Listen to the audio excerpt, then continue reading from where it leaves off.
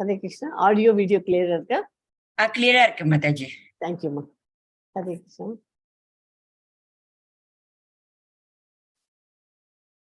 ISKCON Mangaluru சார்பாக பகவத்கீதை 18 நாள் வகுப்பிற்கு உங்களை எல்லோரையும் அன்போடு வரவேற்கிறேன். இன்னைக்கு Day 6 Chapter 6 படிக்கலாம். அதுக்கு முன்னாடி பிரேயரோட கிளாஸ் ஸ்டார்ட் பண்ணலாம். ISKCON மங்களூர்ல இருக்கிற ராதா கோவிந்தா டெம்பிள்ல இருக்கிற டெய்டி.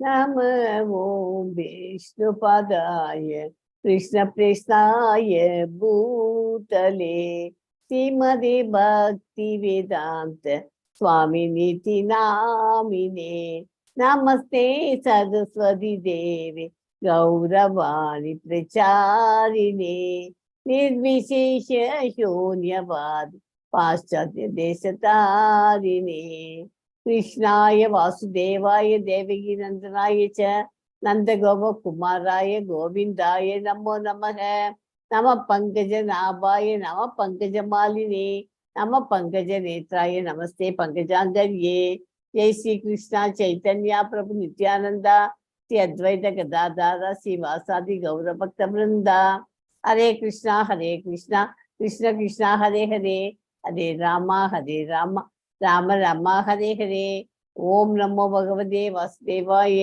ओम नमो भगवते वासुदेवाय ओम नमो भगवते वासुदेवाय ओम अज्ञानतिमिरन्धस्य ज्ञानाञ्जनशलाकया चक्षुरुन्मीलितमेन तस्मै श्री गुरुवे नमः.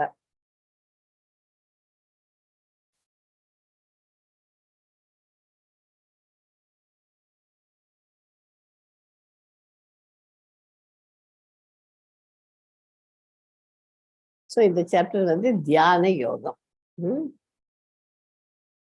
கர்மயோகம்ங்கிறதுல லாஸ்ட் சாப்டர் இது.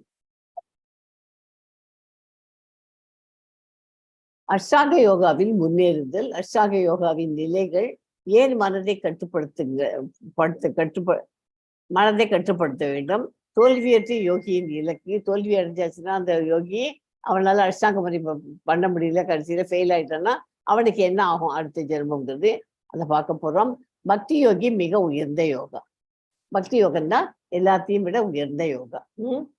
ஸோ நேற்றுக்கு என்ன படித்தோம் சாப்டர் 5ல, கர்ம யோகத்தில் ஞானபாகம் அடங்கி இருப்பதாலும் ஞான யோகத்தில் கர்மபாகம் அடங்கி இருப்பதாலும் இரண்டுமே ஒன்றே. அவை இரண்டும் ஒரே விதமான பலன்களை கொடுக்கக்கூடியவை. அவை வெவ்வேறு பலன்களை அளிக்கும் என்று கூறுபவர் பலர். அவர்கள் அறிவில் தேர்ச்சி பெறாதவர்கள். ஆனால் கர்மயோகம் இன்றி நாம் ஞான யோகத்தை அடைபெற இயலாது. கர்மயோகம் இருந்தால் தான் ஞான யோகத்தை பெற முடியும். சுக துக்கங்களை வெளிப்படுத்தாமல் கர்மயோகத்தையே தழுவி இருந்தால் பலனை பெறலாம். எல்லா ஆத்மாக்களையும் ஒரே மாதிரியானவை. தோற்றம் வேறுபாடு எல்லாம் தேக தேக சம்பந்தத்தால் வந்தவை என்று உணர்வு வேண்டும். அதாவது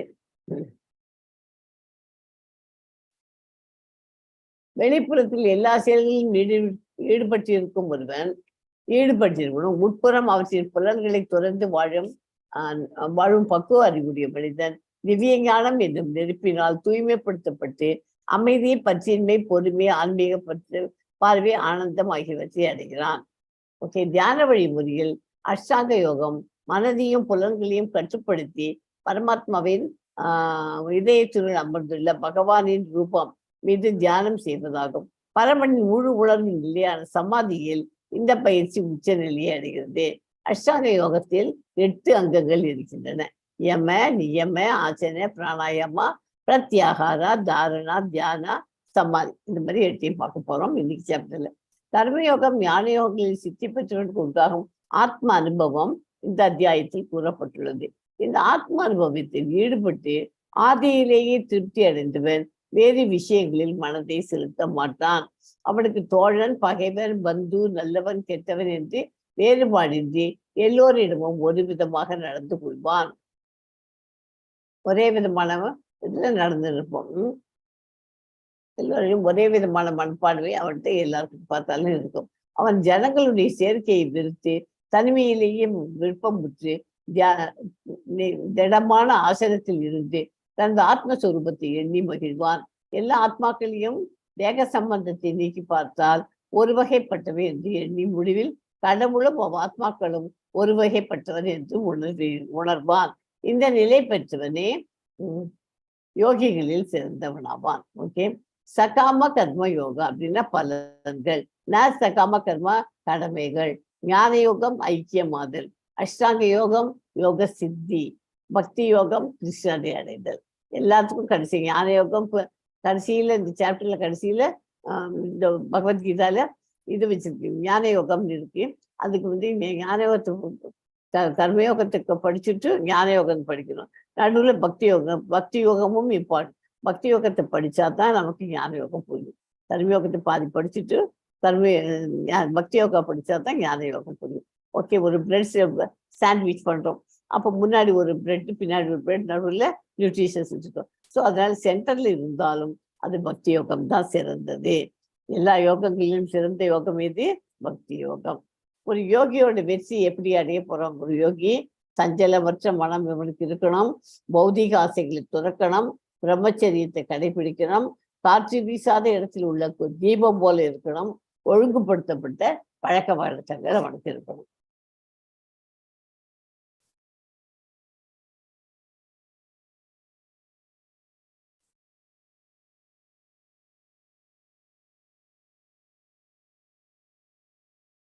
யோகா என்பதன் உண்மை பொருள் என்ன? யாருக்காவது தெரியுமா யோகானா என்ன?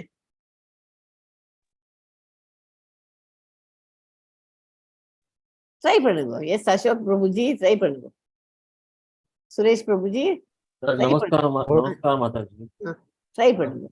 யோகா என்பது உடல் உடலும் இன்னொன்னு ரெண்டுமே சிங்க் ஆகுறது தான் யோகா அப்படின்பாங்க. யோகா என்பது எதுன்றது, அதாவது யோகா என்பது என்னன்னாக்க நமக்கு நேர டைரக்டா பகவானோட கனெக்ஷன் கொடுக்கறது, தொடர்பு பகவானோட தொடர்பு கொள்றதுக்கு உபயோகப்படுத்துறது தான் யோகா. அது எப்படி யோகாவை நம்ம எல்லாம் இப்ப என்ன பண்றோம்? இதுக்கு போறோம், ஜிம்முக்கு போறோம் உடம்ப பாத்துக்கிறதுக்கு. அப்படி அப்புறம் என்ன இது பண்றோம், யோகா கிளாஸ்க்கு போய் சேர்ந்துக்கிறோம், படிச்சுக்கிறோம். அங்க யோகால என்ன பண்றோம்? பிராணாயாமம் சொல்லி தருவா. அனுலோம் விலோம்னு மூக்கு ஒரு பக்கம் முடிக்கோங்க. அப்புறம் இந்த முக்கால் இடும்ப. இதெல்லாம் சுவாச பயிற்சியெல்லாம் ரொம்ப இம்பார்ட்டன்ட் அது. எனக்கு அதெல்லாம் அந்த அஷ்டாங்க யோகால கொஞ்சம் போற பிராணாயாமமும் வரும், இல்லைன்னு சொல்லல. ஆனா இதுதான் நம்ம பண்றதுதான் யோகா அப்படின்னு சொல்றது தப்பு. இந்த யோகாத்தை விட நம்ம கடவுளோட தொடர்பு படுத்துற யோகா தான் நமக்கு important. For physical and mental health yoga பண்றது நம்ம எல்லாம் பிசிக்கலா உடம்பு நல்லபடியா வச்சுக்கணும்னா, மூச்சு ப்ராப்ளம் இல்லாம இருக்கணும்னா பிரீதிங் எக்ஸசைஸ் அதை பண்ணணும். ஆசனத்துல உட்காந்து பண்ணணும். பிரெக்னென்ட் லேடிஸ் எல்லாம் பண்ணுவா அந்த மாதிரி உட்காந்து யோகா. அப்புறம் யோகா சேர்ல உட்காந்து கால் முட்டி வலிக்கிறதுனாக்க சேர்லயே உட்காந்து யோகா பண்ணலாம். சூரிய நமஸ்காரமும் சேர்ல உட்காந்துட்டே பண்ணலாம். யோகா ஃபார் கேட்ஸ், அதாவது அனிமல்ஸ், மிருகங்களுக்கு, பூனை நாய் எல்லாம் வச்சிருக்கோம் இல்லையா, அதுகளுக்கும் யோகா இருக்கு சொல்லி தரதுக்கு. எத்தனையோ விதங்கள் இருக்கு. ஆனா இதெல்லாம் நம்ம பௌதிக சம்பந்தப்பட்டது. ஆனா நம்ம இதுல ஆன்மீகத்துல அஷ்டாங்க யோகா அதை தெரிஞ்சு வச்சுக்கணும். ஓகே, இது ஆபீஸ்ல உட்காந்துட்டு டைம் பாஸ் இது பண்ணுறதுக்கு இது பீர் யோகான்னு உட்காந்து பண்றா.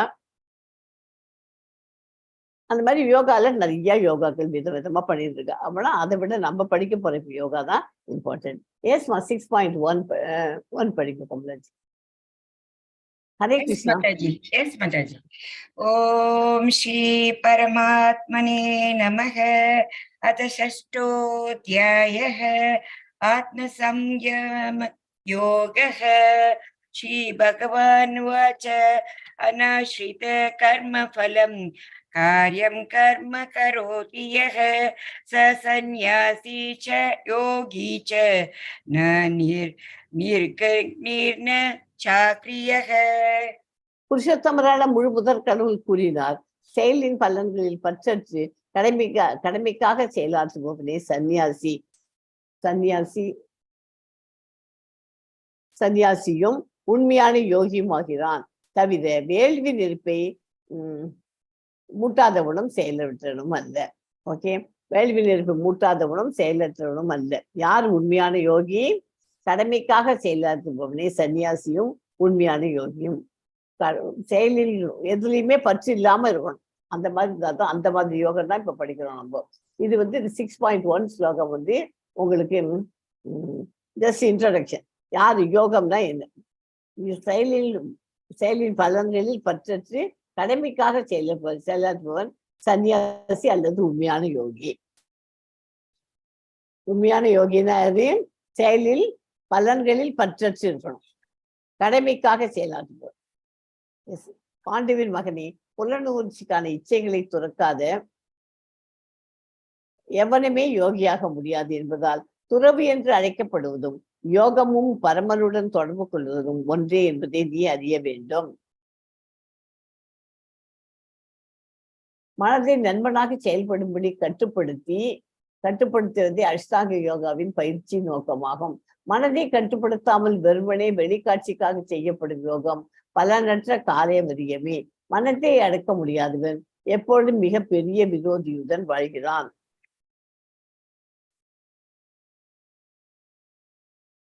ஓகே, அதனால இதுல என்ன சொல்லியிருக்கு, இப்போ யோகம்னா பரமனுடன் தொடர்பு கொள்ளுது. ஓகே, அது தெரிஞ்சுக்கோங்க. இந்த 6.2ல 6.5 மனதின் உதவியுடன் ஒருவன்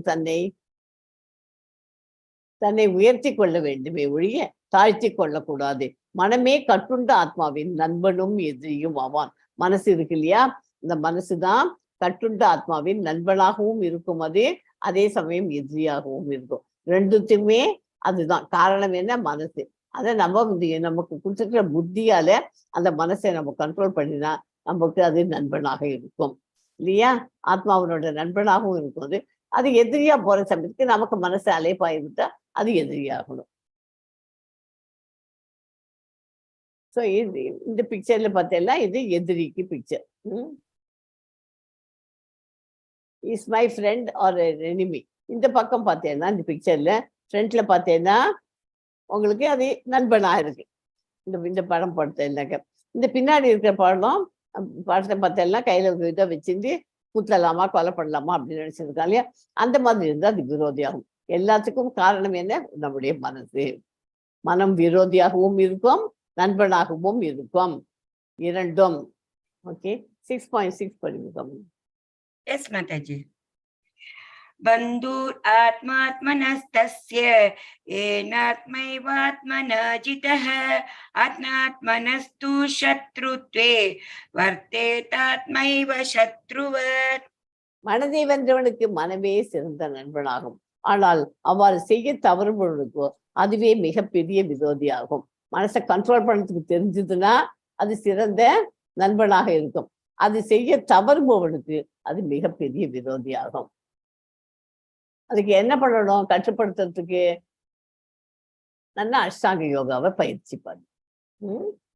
6 எனிமீஸ் ஆஃப் த மைண்ட். மனசுக்கு என்னென்ன எனிமீஸ் இருக்கு, இந்த மாதிரி 6 எதிரிகள் இருக்கா மனசுக்கு.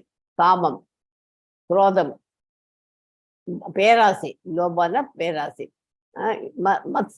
மத்சரியனா எனிமி, ஆத்திரமாசியல், பொறாமை எல்லாம் சொல்றோம் இல்லையா. மோகா, இல்யூஷன், மாயை. மாதா, இன்டாக்சிகேஷன், மேட்னஸ், வைத்தியக்காரத்தனம், இன்டாக்சிகேஷன், குடிக்கிறது, அந்த மாதிரி இருக்கிறதெல்லாம். காஃபி, டீ எல்லாம் குடிச்சுதான் ஆகணும்னு இருக்கு. அது பண்ணலைன்னா அந்த டயத்துல நமக்கு அது பண்ண முடியாம இருக்கு. அந்த மாதிரி இருந்ததுன்னா அதுவும் தப்பு. ஸோ 6 டைப் ஆஃப் எனிமீஸ் இருக்கு மைண்டுக்கு. கட்டுப்படுத்தப்பட்ட மனம், கட்டுப்பாடற்ற மனம். கட்டுப்பட்ட மனமா இருந்தாக்க அது நமக்கு நண்பனாக இருக்கும். தெய்வீக குணம் இருக்கும். பகவானின் கட்டளை பின்பற்ற முடியும். புலன் இன்பத்தில் பற்றின்றி இருப்பது பலன். அதனால என்ன பலன், அந்த மாதிரி நமக்கு கட்டுப்படுத்தப்பட்ட மனம் இருந்தா நம்ம உயர்த்தி கொண்டு போகும். நாம் எலிவேட் ஆக முடியும். எதுலையா, ஆன்மீகத்துல நம்மை உயர்த்துகிறது. இது கட்டுப்பாடற்ற மனம் எதிரி, அசுரகுணம். எதிரியா இருப்பா அதுக்கு மந்தபடி எதிரி, அசுரகுணம், காமம், கோபம், மாயை போன்ற கட்டளைகளை பின்பற்றுகிறது. புலன் இன்பத்தில் திருப்தியில் பிணைக்கப்பட்டிருக்கிறது. பலன் என்ன, கட்டுண்டு வீழ்ச்சி அடைகிறார். அந்த மாதிரி இருந்தாக்க கட்டுண்டு வீழ்ச்சி அடைகிறார். ஓகே, அதனால கட்டுப்படுத்தப்பட்ட மனம்னா எப்படி, பாடற்ற மனம்னா என்னங்கிறதுக்கு ரெண்டுத்துக்கும் டிஃபரன்ஸ், வித்தியாசங்கள் நமக்கு தெரிஞ்சுக்கணும். ஸோ இப்போ நம்ம படிக்க போறது அஷ்டாங்க யோகம். இதுதான் அஷ்டாங்க யோகம். முதல்ல யமம், நியமம், ஆச்சனம், பிராணாயாமம் தான் மூச்சு பயிற்சி, பிரத்யாகாரம் புலன்களை அடக்குதல், தாரணை கவனத்தை ஒருமித்தல், தியானம் தியான நிலையை உட்கொள்ளுதல். இது வரைக்கும் வர முடியும். இந்த சமாதிங்கிறது ரொம்ப ரொம்ப ரொம்ப கஷ்டம். அது வந்தாச்சுனாக்க நமக்கு பகவானுடன் நெருங்கிடும். ஒருமித்தல், ஒருங்கிணைப்பு. ஓகே, இது ஒவ்வொன்றுத்துக்கும் ஒவ்வொரு ஸ்லோகங்கள் இருக்கு. நம்ம என்னன்னு பார்க்கலாம். ஓகே, இப்போ முதல்ல யமா தானே இருக்கு முதல்ல. எஸ் மா 6.10 படிங்க. योगी युञ्जित् सततम् आत्मानं रहसि स्थितः एकाकी यतचित्तात्मा निराशीर्परिग्रहः. யோகியானவன் தனது உடல், மனம் மற்றும் ஆத்மாவினை பரமனின் தொடர்பில் எப்போதும் ஈடுபடுத்த வேண்டும். அவன் தனிமையான இடத்தில் தனியே வசித்து மனதை கவனத்துடன் எப்போதும் கட்டுப்படுத்த வேண்டும். அவன் உரிமை உணர்வுகளிலிருந்தும் ஆசைகளிலிருந்தும் விடுபட்டு இருக்க வேண்டும். அது முதல்ல ஸ்டார்டிங்ல எப்படி இருக்கணும்? அவன் உடல், மனம் எல்லாத்தையும் பரமனோட தொடர்புல நினைச்சுன்னு ஈடுபட்டு இருக்கணும். எப்படி தனியா உட்காந்துக்கணும், தனியே வசிச்சுட்டு மனசை எப்போதுமே கவனமாக கட்டுப்படுத்தணும். அலைபாய விடக்கூடாது. உரிமை உணர்வுகளிலிருந்தும் ஆசைகளிலிருந்தும் விடுபட்டு இருக்க வேண்டும். அதுதான் யமா. ஓகே, பிரம்மன், பரமாத்மா, பரமபுருஷ பகவான் என்று 3 நிலைகளில் கிருஷ்ணர் உணரப்படுகிறார். கிருஷ்ண உணர்வு என்றால் பகவானின் திவ்யமான அன்பு தொண்டு எப்போதும் ஈடுபடுவதாகும். ஸ்ரீலகுருப்ப கோஸ்வாமி கிருஷ்ண உணர்வினை விவரிக்கிறார். இது போல ஒருவன் எதிலும் பற்றுக்கொள்ளாமல் அதே சமயம் கிருஷ்ணருடன் தொடர்புடைய அனைத்தையும் ஏற்றுக்கொள்ளும் போது அவன் உரிமை உணர்வுகளுக்கு அப்பாற்பட்ட நிலையில் உள்ளான். மறுபுறம் கிருஷ்ணருடன் சம்பந்தத்தை அறிந்து கொள்ளாமல் எல்லாவற்றையும் துறப்பவன் துறவில் முழுமை பெற்றவன் அல்ல. இது பக்தி ரசாமிர்த சிந்துல 1.2ல 255 256 ஸ்லோகத்தையும் சொல்லியிருக்கு. இது யமா இப்ப படிச்சது. எஸ்மா ஆசனா படிங்க. Yes, Mataji. शुचोदेशे प्रतिष्ठाय स्थिरम् आसनम् आत्मनः नात् उच्छ्रितं नाति नीचं चैलजिन कुशोत्तरं तत्रैकाग्रं मनः कृत्वा यतचित्तेन्द्रियक्रियः उपविशयसने युञ्ज्यात् योगम् आत्मविशुद्धये.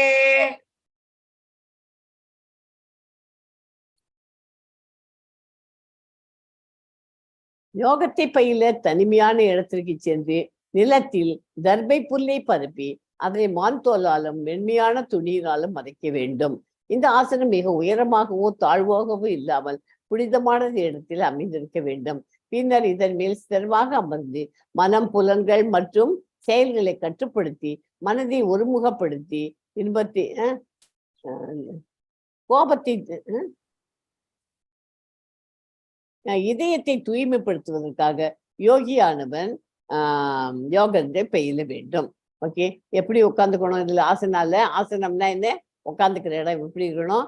தரையில தனிமையான இடத்துக்கு போயிட்டு முதல்ல தர்பை புல்ல போடணும். தர்பை புல்லுன்னா நம்ம வீட்டுல பண்டிட்டு எல்லாம் வர்றாங்க இல்லையா, அவங்க வரும்போது அவங்க கையில ஒரு தர்பை புல் வச்சிருப்பாங்க. தர்பை, அந்த தர்பைங்கிறது காஞ்சி போன புல் இல்லையா. அந்த புல்லுனா இந்த ஆர்டினரி புல் இல்லை, அது தர்பைக்குது. அது ஒரு வெரைட்டி, புல்லுல ஒரு வெரைட்டி.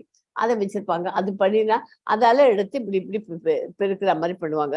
அந்த மாதிரி பண்ணாலும் சுத்தமாயிடுதுன்னு அர்த்தம். தர்பை புல்லுக்கு மட்டும்தான் அந்த பவர் இருக்கு. அதனால தர்பை புல்லை கீழே போட்டுட்டேன்னாக்க அந்த தரை, அந்த இடம் சுத்தமாயிடுதுன்னு அர்த்தம். தர்பை புல்லை தரையில் பரப்பி அதுக்கு மேல ஒரு மான் தோலை போட்டுட்டு அதுக்கு மேல ஒரு மெலிசா ஒரு துணியை போட்டுட்டு அது மேல உட்காந்துக்கணும். இது உயரமாகவும் இருக்கக்கூடாது, அதுக்காக ரொம்ப கீழாகவும் இருக்கக்கூடாது. புனிதமான இடத்துல அமைஞ்சிருக்கணும். ஓகே, அதுல உட்காந்து மனம், புலன்கள் எல்லாத்தையும் கண்ட்ரோல் பண்ணி ஒருமைப்படுத்தி இந்த இதயத்தை தூய்மைப்படுத்துவதற்காக யோகியானவர் இந்த யோகத்தை பயில்கிறார். ஆசனம் தான் புனித இடம் என்பது புண்ணிய யாத்திரை ஸ்தலம். இந்தியாவில் யோகிகள் அனைவரும், ஆன்மீகர்கள், பக்தர்கள் வீட்டை விட்டு வெளியேறி கங்கை, யமுனை போன்ற புண்ணிய நதிகள் ஓடும் பிரயாகை, மதுரா, பிருந்தாவனம், ரிஷிகேஷா, ஹரித்வார் போன்ற புண்ணிய ஸ்தலங்களை அடைந்து தனிமையில் யோகத்தை பயின்றனர். ஆனால் இது அனைவருக்கும் சாத்தியமானதல்ல. தற்போதைய கலியுகத்தில் மக்கள் குறைந்த ஆயுளுடனும் ஆன்மீகத்தில் நாட்டம் இல்லாதவர்களும் இல்லாமலும் எப்பொழுதும் பற்பல கவலைகளுடனும் வாழ்கின்றார்கள். ஆன்மீகத்தை உணர்வதற்காக ஒரே வழி இறைவன் திருநாமத்தை உச்சரிப்பதே. ஓகேயா? அதாவது அந்த காலத்துல எல்லாரும் என்ன பண்ணுவா, ஒரு ஏஜுக்கு அப்புறமா நான் வந்து யோகம் அஷ்டாங்க யோகம் பண்ண போறேன் அப்படின்னு சொல்லிட்டு தனியா வீட்டை விட்டு கிளம்பி போயிடுவா. எங்க ஹரித்வார், எல்லா ஊர், இந்த நம்ம சொன்னோமே இப்போ புண்ணிய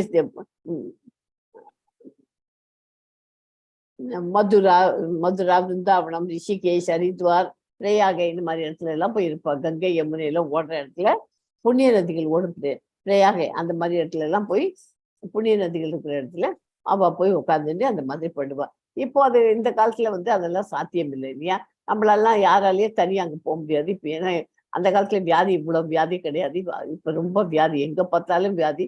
அதுக்கு நமக்கு ட்ரீட்மெண்ட்டுக்கு எங்கள் மாதிரி தனியா போய் உட்காந்து யாரு ட்ரீட்மெண்ட் எடுப்பா, எந்த ஆஸ்பத்திரியில போய் காமிக்க முடியும்? அதனால கஷ்டம். இப்போ அந்த காலத்துல இதெல்லாம் பண்ணிட்டு இருந்தாங்க, அழகா ஒழுங்கா பண்ணிட்டு அங்கேயே அவங்க உயிரை விட்டுருவாங்க வயசான காலத்துல போய். இப்போ அதுக்கு பதிலாக இப்போ ஓல்டேஜ் ஹோம்னு போட்டுருந்தாங்க, அதுல போய் உட்காந்துக்கிறாங்க. நம்ம இது அதனால அங்க உட்காந்து அங்க பண்ணினா பரவாயில்ல. இது அது ஒன்றும் ரொம்ப பண்ண மாட்டேங்கிறோம். அங்க போய் உட்காந்துட்டு டிவியை பார்த்துருக்கோம், மறுபடியும் எல்லாருடையும் பேசிட்டு மட்டும்தான் பண்ணிட்டு இருக்காங்க, அவங்க லைஃப் ஓட்டிருக்காங்க. ஆனா சில இடத்துல நல்லபடியா அழகா பக்தியோட இருக்கிறதுக்கு அதுவும் சொல்லி கொடுத்துருக்காங்க. இது அந்த மாதிரி பண்ணுங்க. அதனால ஆசனம் இம்பார்ட்டன்ட்டு. ஆசனத்துக்கு அப்புறமா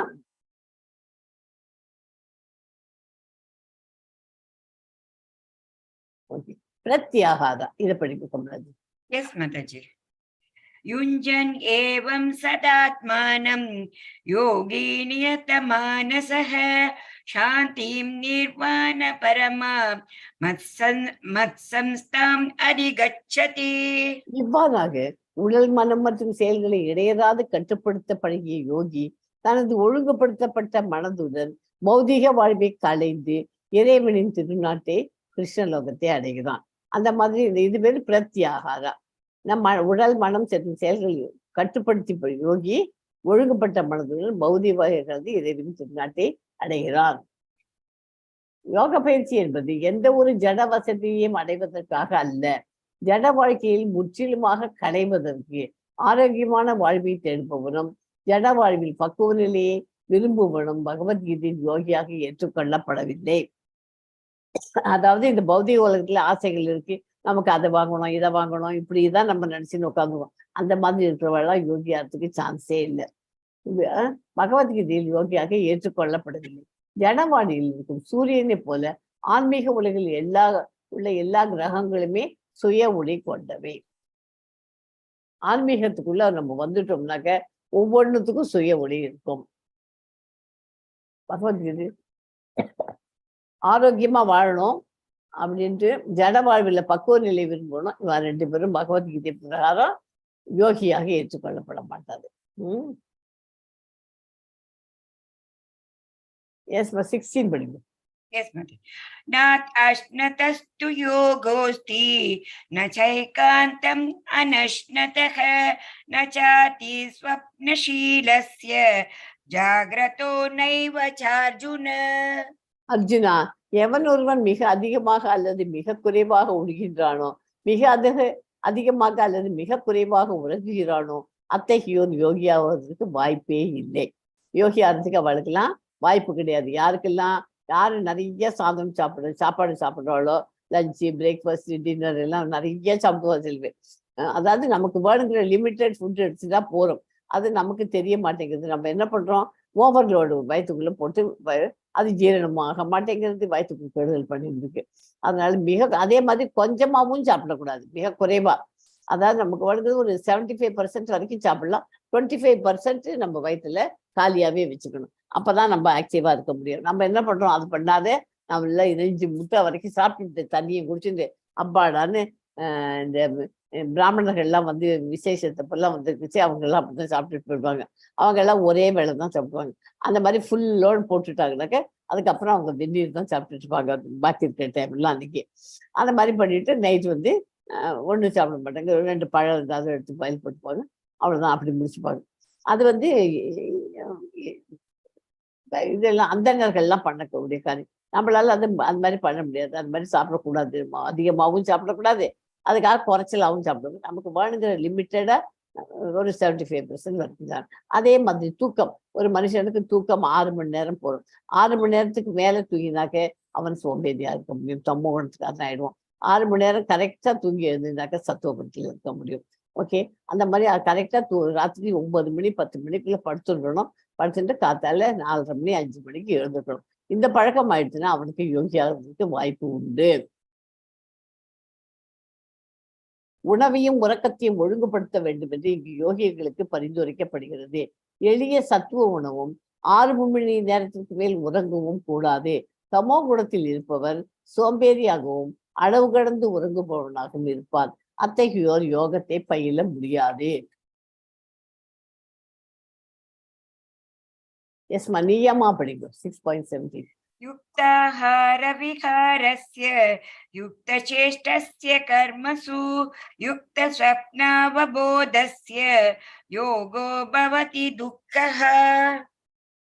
உண்ணுதல், உறங்குதல், உழைத்தல், கேளிக்கை ஆகிய பழக்க வழக்கங்களை நெறிப்படுத்தியவன் யோக பயிற்சியின் மூலமாக எல்லா துன்பங்களையும் பெருமளவில் நீக்கிவிட முடியும். உண்ணுது நமக்கு வருகிறதுல 75% சாப்பிட போறோம், பாக்கி 25% வயிற்றுல காலியாவே வச்சுக்கோங்க.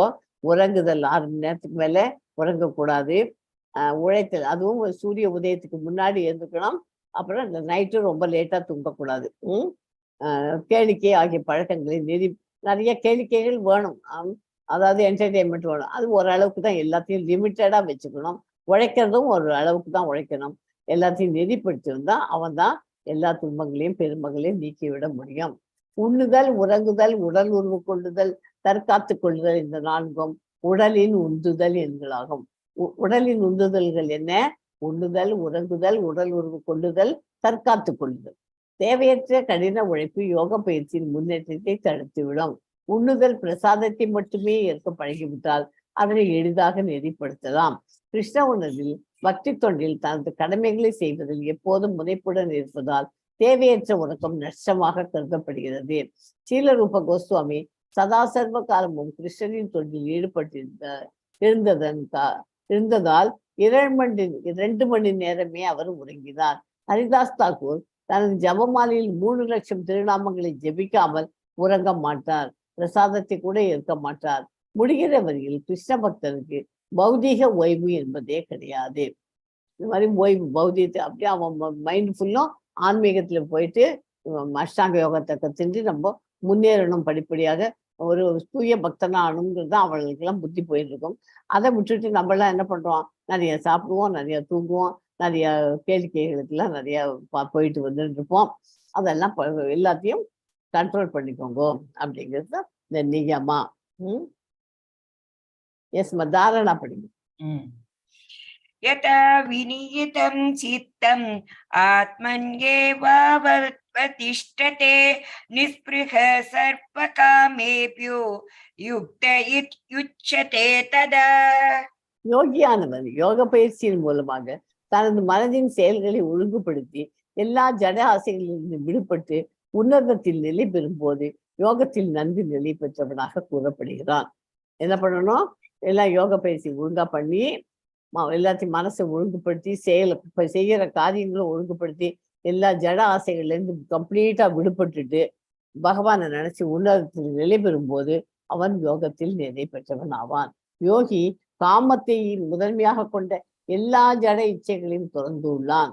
ஜட ஆசைகள் எதுவும் தன்னை தொந்தரவு செய்யாத அளவில் பக்குவமான யோகி மனதின் செயல்களை ஒழுங்குபடுத்தி உள்ளான். ஓகே, ஒரு பக்குவமான யோகி ஆகணும்னா அவன் மனதின் செயல்களை ஒழுங்குபடுத்தி இருக்கணும். அப்பதான் ஆக முடியும். இதுதான் தாரணா. 6.18. எஸ்மா, 19 படிங்க. यथा दीपो निवातस्थो नेते सोपमा स्मृता योगिनो यत्त चित्तस्य युञ्जतो योगम् आत्मनः. 6.19 ஸ்லோகம் தியானம். காற்று வீசாத இடத்தில் உள்ள தீபம் அசையாமல் இருப்பதை போல மனதை அடக்கிய யோகியும் திவ்யமான ஆத்மாவின் மீதான தனது தியானத்தில் எப்போதும் ஸ்திரமாக உள்ளான். காற்று வீசாத இடத்துல உள்ள தீபம், ஒரு ரூம்ல விளக்கேற்றி வைக்கிறோம், பகவானுக்கு முன்னாடி விளக்கேற்றுறோம். அதை ஏத்தரிச்சு எப்படி ஏற்றுவோம்? நம்ம பெருசா வச்சு விசிறி எரிகிற மாதிரியே பண்ணுவோம், அலைப்பாயிற மாதிரி எல்லாம் பண்ணுவோமா? அந்த மாதிரி அலைப்பாய்ச்சுதான் நம்மள என்ன சொல்லுவோம், விளக்குல நம்ம மனசும் அலைப்பாயும் அந்த மாதிரின்னு சொல்லுவோம். அதனால அந்த விளக்கு ஏற்றும் போதும் அழகா பயபக்தியோட அப்படி மேட்ச் பாக்ஸை கொண்டு போய் நுனியில வச்சேன்னாக்க நீட்டா எரியும், முத்து மாதிரி எரியும். முத்து மாதிரி தான் அந்த விளக்கு எரியணும். அது பேர் எரிஞ்சதுன்னா நம்மளோட மனசும் அதே மாதிரி சந்திரபுத்தன் இருக்கும். அதனால விளக்கேற்றும் போது நோட் பண்ணிக்கோங்க அந்த பாயிண்ட்டை. அது எப்படி இருக்குன்னாக்க இப்போ காற்று வீசாத இடம், காற்று இல்லைன்னா அந்த முத்து மாதிரி, ஆக்சுவலா அது முத்து மாதிரியே இருக்கும். ஆரஞ்சு கலர் நெருப்புல அந்த கலர்ல முத்து இருக்காம எப்படி இருக்குமோ அந்த மாதிரி இருக்கணும். அந்த மாதிரி காற்று இல்லாத இடத்துல தான் அந்த மாதிரி கிடைக்கும். மற்ற இடத்துல காற்று இருக்கிற இடத்துல அது அலைப்பாயும். ஓகே, அந்த மாதிரி இருக்கிற தியானத்துல அவன் எப்போதும் ஸ்திரமாக இருக்கிறான்.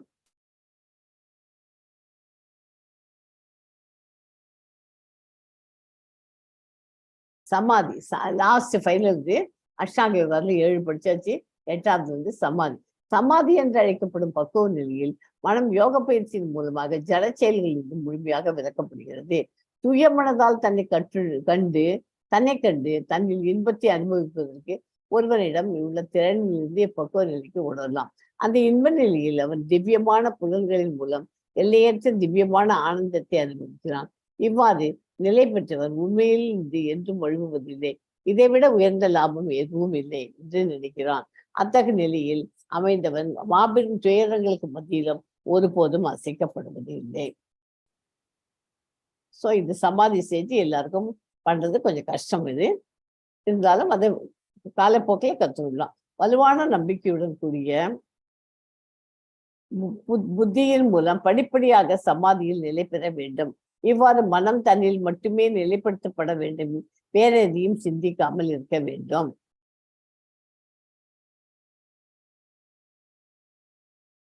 நமக்கு எடுத்த காரியத்துல அதுலதான் கவனம் இருக்கணும்ங்கிறதுக்கு தான் இந்த படங்கள்லாம் போட்டிருக்கு. அவரை வந்து எப்படி இந்த மரப்பரிசோதனை இருக்கு இல்லையா, ஒரு மரத்தை வந்து இதுல வச்சிருக்கார், மரத்து மேல மரப்பறவையை வச்சிருக்கார். அதனோட கண்ணை எல்லாரையும் இதுங்கோ அம்பால பண்ணுங்கோ, வீழ்த்துங்கோ அப்படிங்கிறார். எல்லாரும் மத்த எல்லாம் மரம் தெரியுது, அது தெரியுது, இது இருக்கிறான். ஆனா இவன் மொத்தம் அர்ஜுனன் மொத்தம் கரெக்டா எனக்கு அதனோட கண்ணு மட்டும்தான் தெரியுதுங்கண்ணா.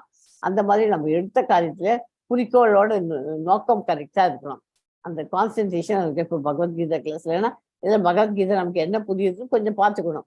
அதை விட்டுட்டு நம்ம என்ன பண்ணுவோம், ஐயோ இதை பண்ணணுமே, குழந்தைக்கு இதை பண்ணணுமே, நம்ம ஆஃபீஸ் போகிறதுக்கு நம்ம எடுத்து வச்சுக்கிறோமே, இப்படிதான் திங்க் பண்ணுறது போகிறது இல்லையா. அந்த மாதிரி மனசை அலைப்பாய விடக்கூடாது. நம்ம எந்த ஒர்க்கில் இருக்கோமோ அது சின்சியரா பண்ணினாக்கா அதுக்கு ஏற்ற பலன் கண்டிப்பா இருக்கு. இவன் வந்து தண்ணீருக்குள்ள இருக்கிற சுயம்பரத்துக்காக தண்ணிக்குள்ள இருக்கிற பிம்பத்தை பார்த்து அவன் இது அம்பு ஏறுறான். இந்த பாண்டவர்கள் 5 பேரும் அவளுடைய குரு சொன்னதுனால பாண்டவர்கள் வனவாசத்தை பார்க்க போயிருந்தார். மனம் தனது சஞ்சலமான நிலையற்ற தன்மையால் எங்கெல்லாம் சஞ்சரிக்கின்றதோ அங்கிருந்தெல்லாம் மனதை இழுத்து மீண்டும் தான் கட்டுப்பாட்டிற்கு கொண்டு வர வேண்டும். ஓகே, அது போச்சுனாலும் நம்ம என்ன பண்ணணும், அந்த ரோப்பால திருப்பி இழுத்துட்டு வந்துடணும். அங்க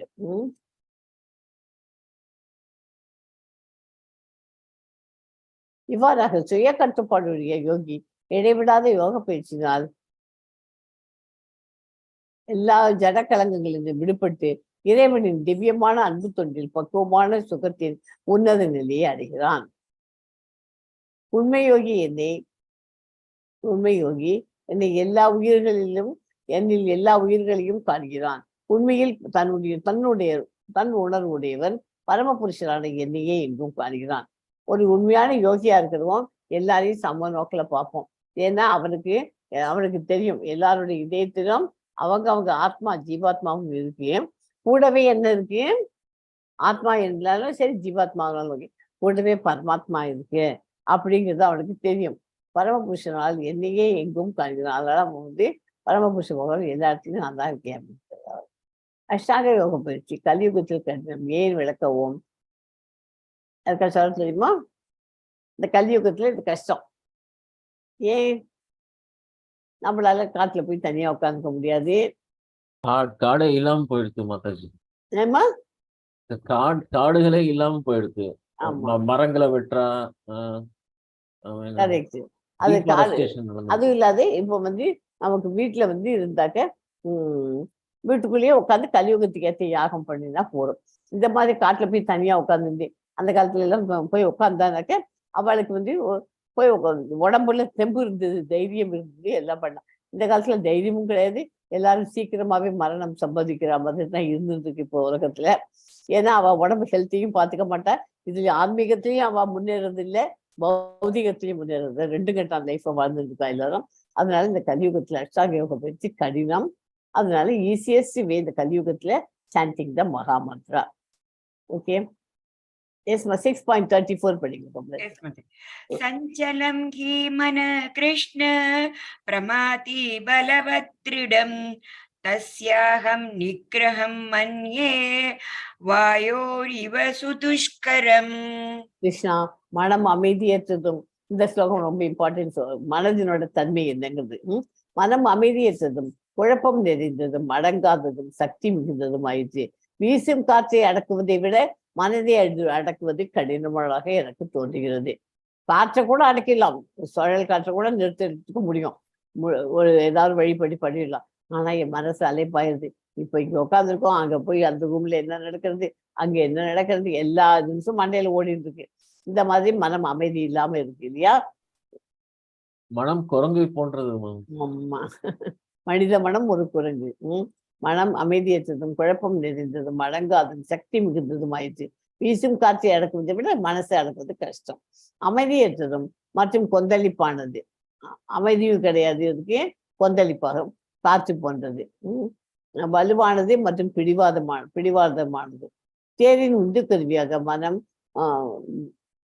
மனம் குறிப்பு பண்ணிடுதான். தனிப்பட்ட ஆன்மா தேரின் பயணி, உடல் தேர், நுண்ணறிவு இயக்கி, மனம் கடிவாளம், புலன்கள் குதிரைகள். நம்ம பார்த்துருக்கோம் அந்த ஸ்லோகம் இல்லையா முன்னாடி, அதுதான் கொடுத்துருக்கீங்க. ஜட உலகம் என்னும் ரதத்தில் பயணியாக ஆத்மாவும் குதிரைகளாக புலன்களும் உள்ளன.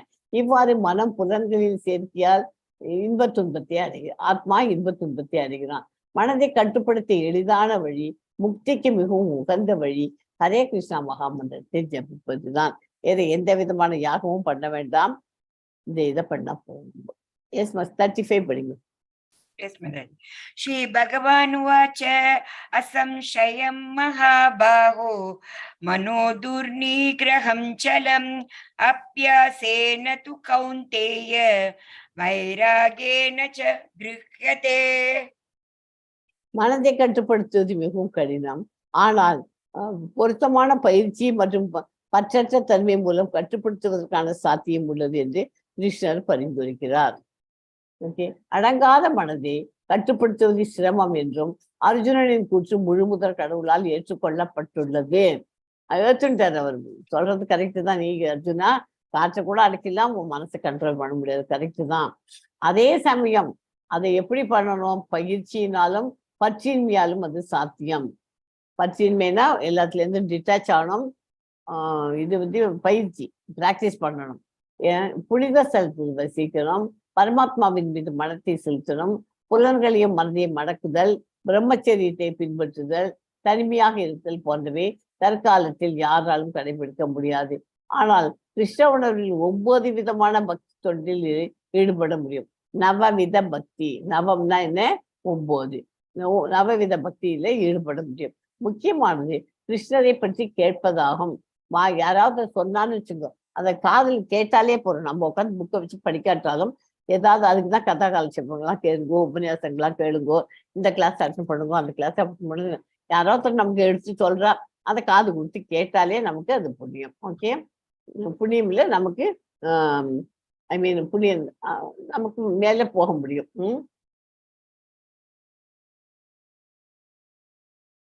புனித செலுத்தி பயிற்சியினாலும் பரிசீலனாலும் இது சாத்தியம். எதுக்கு சாத்தியம்? மனதை கட்டுப்படுத்துறதுக்கு. புனித செலுத்தில் வசித்தல், பரமாத்மாவின் மீது மனதை செலுத்துதல், புலன்களையும் மனதையும் அடக்குதல், பிரம்மச்சரியத்தை பின்பற்றுதல், தனிமையாக இருத்தல் போன்றவை தற்காலத்தில் யாராலும் கடைபிடிக்க முடியாது. ஆனால் கிருஷ்ண உணர்வில் 9 விதமான பக்தி தொண்டில் ஈடுபட முடியும். முக்கியமானது கிருஷ்ணரை பற்றி கேட்பதாகவும் பக்தி தொண்டை நிறைவேற்றுவதற்காக நிறைவேற்றுவதால் மனம் ஜட பொருள்களிலிருந்து விடுபட திவ்யமான திருப்தியை உணர்கிறான். இது நல்ல மருத்துவ சிகிச்சையின் மூலம் முறையான உணவின் மூலமும் நோயை குணப்படுத்துவதை போன்றதாகும். நல்ல ஒருத்தருக்கு உடம்பு சரியில்லை, டாக்டருக்கு போறோம், மருந்து வாங்கிக்கிறோம். அந்த மருந்து போய் என்ன பண்ணுது, அவனுடைய உடல்நிலையை சரி போயிடுது. அதுக்கு ஈக்குவலா இருந்தது காது கொடுத்து கேட்கறது, பகவானை பத்தி எல்லாமே ஈஸியா பண்ணக்கூடியதுதான் இருக்கு. மருத்துவ சிகிச்சை உணவின் மூலம் நோயை குணப்படுத்த போன பைத்தியம் பிடித்த மனதிற்கான சிறந்த மருந்து பகவான் கிருஷ்ணரின் திவ்யமான லீலைகளை கேட்பதாகும். துன்பப்படும் நோயாளிக்கான உகந்த உணவு கிருஷ்ணருக்கு படைக்கப்பட்ட உணவை உண்பதாகும். இந்த மருத்துவமே கிருஷ்ண உணர்வின் வழிமுறையாகும். அந்த மாதிரி என்ன மருந்து பகவானுக்குன்னு சமையல் பண்ணினா அது பகவானுக்குன்னு சமைச்சுட்டு அதை பகவானுக்கு நைவேத்தியம் பண்ணிவிட்டு பிரசாதமா சாப்பிடுறது, அதுதான் அந்த மருத்துவமே கிருஷ்ண உணர்வின் வழிமுறையாகும்.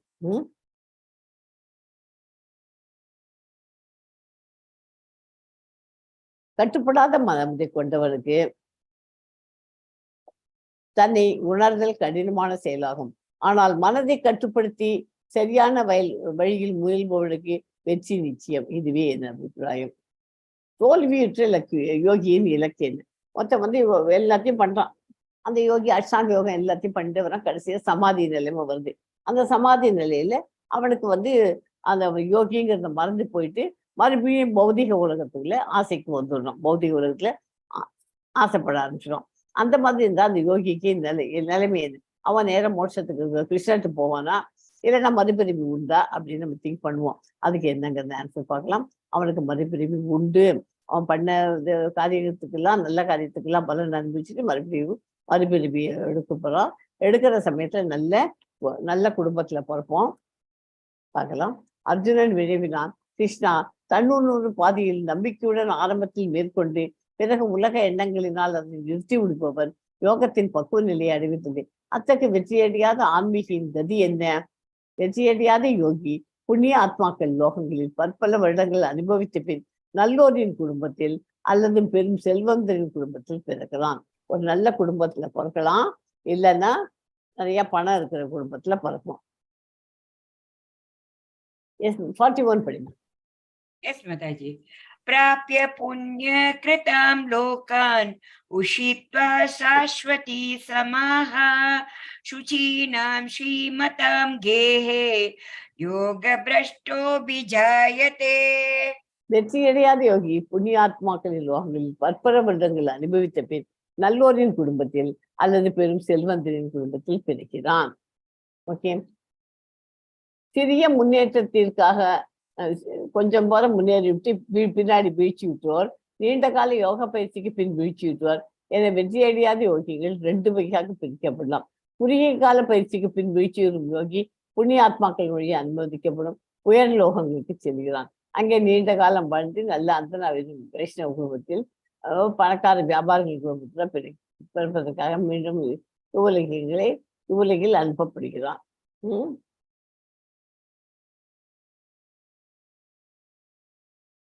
Yes, ma'am. 42 படிக்கும். அத்தவா யோகினாம் ஏவ குலே பவதி தீமதாம் ஏதத்தி துர்லபதரம் லோகே ஜன்ம யத் ஈத்ருஷம். ஞானத்தின் மகத்தான தெய்வீகவாதிகளின் குடும்பத்தில் பிறக்கலாம். ஒரு நல்ல பிராமண குடும்பத்தில் 3வது பிரிவு எடுத்த பரத மன்னனின் முந்தைய ஆழ்நிலை உணர்வில் மறுமலர்ச்சிக்கு நல்ல பிறப்புக்கு ஒரு எடுத்துக்காட்டு. அதுக்கு எக்ஸாம்பிள் ஒரு பிரிவெடுத்த பரத மன்னன் மறுமலர்ச்சிக்கு நல்ல எடுத்துக்காட்டு. ஓகே, சிறந்த அறிவுடன் திகழும் யோகிகளின் குலத்தில் பிறப்பதே இங்கு புகழப்படுகிறது. இதில் பிறக்கும் குழந்தை ஆரம்பத்தில் இருந்தே ஆன்மீக ஊக்கத்தை பெறுகின்றன. வீட்டுல பேரண்ட்ஸ் எல்லாம் எப்படி இருக்காளோ அதுக்கேற்ற மாதிரி தான் குழந்தைகளும் ஆன்மீகத்துல முன்னேறதுக்கு. அதனால பெரியவாள்லாம் வீட்டுல ஆன்மீகத்துல டெய்லி காத்தால இருந்து பகவானுக்கு வழக்கு வச்சு ஆரத்தி காமிச்சு எல்லாத்தையும் பண்ணணும்னு சொல்றான். அது கரெக்டா எவ்வளவு முடியுமோ அத்தனை பண்ணுவோம். எஸ்மா, அடுத்தது 47. யோகினாம் அபி சர்வேஷாம் मद्गतेनान्तर् आत्मना शब्दवान् भजते यो मां समे युक्ततमो मतः. மேலும் எல்லா யோகிகளும் மத்தியில் எவன் ஒருவன் பெரும் நம்பிக்கையுடன் எப்போதும் என்னில் நிலைத்து தன்னுள் என்னை எண்ணி எனக்கு திவ்யமான அன்பு தொண்டு புரிகின்றானோ அவனே யோகத்தில் என்னுடன் மிகவும் நெருங்கியவனும் எல்லாரையும் விட உயர்ந்தவனும் ஆவான். இதுவே எனது அபிப்பிராயம். இது ரொம்ப இம்பார்ட்டன்ட். எல்லா யோக பயிற்சிகளும் பக்தி யோகத்தில் நிறைவு பெறுகின்றன. மற்ற எல்லா யோகங்களும் பக்தி யோகத்தில் உள்ள பக்தி என்னும் நிலைக்கு வருவதற்கான முறைகளே ஆகும். கிருஷ்ண உணர்விற்கு வருவதற்கு ஒருவர் நல்ல அதிர்ஷ்டம் செய்திருக்க வேண்டும். கிருஷ்ணர் பூமாலைகளால் அலங்கரிக்கப்பட்டு காட்சி அளிக்கிறார். பிரம்மஜோதி என்று அழைக்கப்படும் தனது பிரம்மாண்ட தேஜஸின் மூலம் எல்லா திசைகளையும் பிரகாசப்படுத்துகிறார். சாதாரண மனிதரை போல் அன்னை யசோதியின் மைந்தனாக தோன்றுகிறார். இத்தகைய இயல்புகளை பற்றிய பூரண உணர்வில் இருப்பவர் மிக உன்னதமான யோகி என்று அழைக்கப்படுகிறான். உயர்ந்த பக்குவ நிலையில் பக்தி யோகத்தில் மட்டுமே அடையப்படக்கூடியது எல்லா வேத இலக்கியங்களிலும் உறுதி செய்யப்பட்டுள்ளது.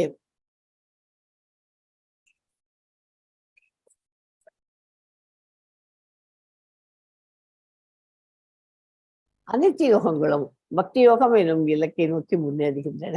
கர்மயோகம் இதெல்லாம் ஏணிப்படிகள். கர்மயோகம், ஞான யோகம், அஷ்டாங்க யோகம் இதெல்லாம் எல்லாத்துக்கும் அல்டிமேட் கோல் என்ன? பகவானை ரீச் பண்ணும். அதுக்கு பக்தி யோகம் தான் ஃபைனலாக நமக்கு தேவை. ஆனால் இந்த ரெண்டுத்துக்கும் நடுப்புற கர்மயோகத்துக்கும் ஞான யோகத்துக்கும் நடுப்புற பக்தி யோகம் ஏன் வந்திருக்குன்னா, கர்மயோகம் படிச்சுட்டு ஞான யோகம் படிக்கிறதுக்கு நமக்கு பக்தி இருந்தால் தான் ஞான யோகத்தை ரீச் பண்ண முடியும். அதனால தான் பக்தி யோகம் பண்ணுறதுக்கு நம்மளோட அல்டிமேட் கோல் என்ன? பக்தி யோகா.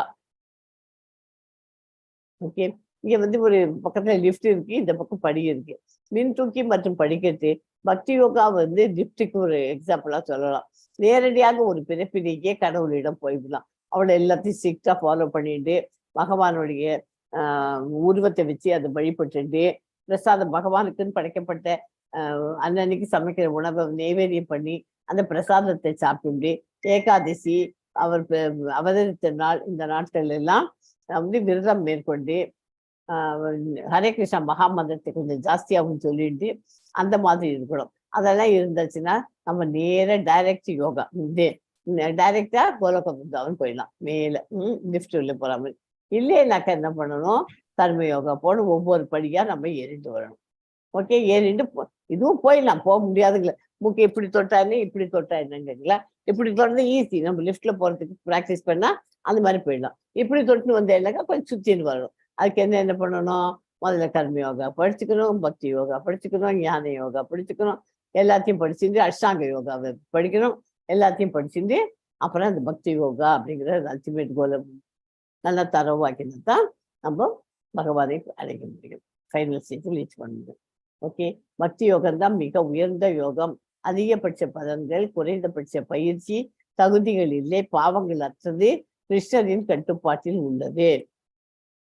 ஸோ சத்தியோகத்துல விஷ்ணுவை பற்றிய தியானம் பண்ணியிருந்தான். சத்தியோகத்துல எப்படி உட்காந்து பண்றாரு அவரெல்லாம் பத்மாசனில் உட்காந்துட்டு கையை என்ன முத்துறது, அதுக்கு ஒரு முத்திரை பேர் அந்த மாதிரி ஒரு இந்த முத்திரையில அந்த கரெக்ட் முத்திரையில வச்சிருந்து விஷ்ணுவை பற்றி தியானம் பண்ணியிருந்தார். எப்போ? சத்திய யுகத்துல. திரேதா யுகத்துல வெளியூர்ந்து யாகங்களை செய்வார். யாகங்கள் எல்லாம் பட்டுப்புடவை, வெள்ளி, தங்கம் எல்லாமும் போடுவா. அது திரேதா யுகம். துவாபர யுகத்துல விரிவான கோயில் வழிபாடு. கோயில்ல போய் இதெல்லாம் வீட்டுல உட்காந்து பண்ணாம கோயில்ல மொத்தமா எல்லாருமே சேர்ந்து அந்த மாதிரி பண்ணுவா. அது எப்போ? துவாபர யுகத்துல. ஆனா இதெல்லாம் இந்த மாதிரி இதெல்லாம் இந்த சத்தியயுகம், திரேதா யுகம் அண்ட் துவாபர யுகத்துல பண்ணது இப்போ இருக்கிற கலியுகத்துக்கு நம்ம பண்ண முடியாது. இந்த கலியுகத்துக்குள்ள ஒரே ஒரு இது ஈஸியஸ்ட் வே, கலியுகத்துல இறைவனின் பெயர்களை உச்சரிக்கவும். இறைவனை மனசுல இன்னைக்கு யூஸ்வலா 16 ரவுண்டு பண்ணுவா. ஏகாதசி அன்னைக்கு 32 ரவுண்டு பண்ணுவோம். டபுள் த குவான்டிட்டி பண்ணுவோம். ஓகே, இறைவனின் பெயர்களை உச்சரிக்கவும் அது மாதிரி பண்ணுவோம். இதான் கலியுகத்துல நாம ஜபம் சொல்றது அவ்வளவு விசேஷம்.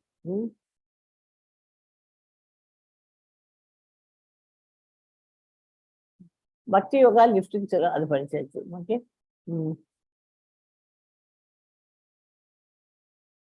ஸோ இதுலேருந்து இந்த சாப்டர்லேருந்து என்ன தெரியுது, அஷ்டாங்க யோகாவுக்கு இம்பார்ட்டன்ஸ் இருக்கு, அதெல்லாம் பண்ணலாம். இதெல்லாம் வந்து கஷ்டப்பட்டு இப்படிலாம் இருக்கிறத விட நம்ம ஈஸியஸ்ட் வே சாண்டிங் பண்ணிடலாம். ஓகே. வாஞ்சா கல்பத்ருபஸ்ய கிருபா சிந்துபிய வச்ச பதித்தானாம் பாவனிப்பியோ வைஷ்ணவிப்பியோ நமோ நமக. ஹரே கிருஷ்ணா ஹரே கிருஷ்ணா. தெலுங்கு கூடவே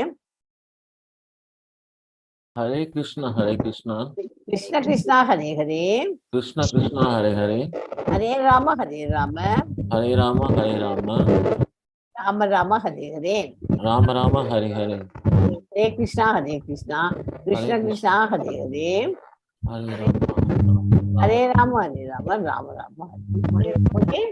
Rama Hare Hare. Hare Krishna. Yes Kamalan.